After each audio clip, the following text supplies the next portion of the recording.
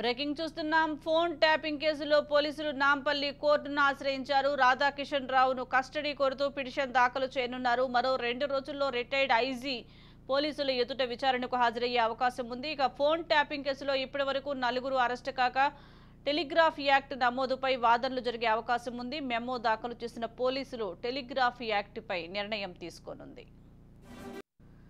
Phone tapping కేసులో పోలీసులు నాంపల్లి కోర్టును ఆశ్రయించారు. రాధాకిషన్ రావును కస్టడీకి కోరుతూ పిటిషన్ దాఖలు చేయనున్నారు. మరో 2 రోజుల్లో రిటైర్డ్ ఐజీ పోలీసులు ఎదుట విచారణకు హాజరయ్యే అవకాశం ఉంది. ఇక ఫోన్ ట్యాపింగ్ కేసులో ఇప్పటివరకు 4 అరెస్టు కాగా టెలిగ్రాఫ్ యాక్ట్ నమోదుపై వాదనలు జరిగే అవకాశం ఉంది. ఇక మెమో దాఖలు చేసిన పోలీసులు టెలిగ్రాఫ్ యాక్ట్పై నిర్ణయం తీసుకోనుంది.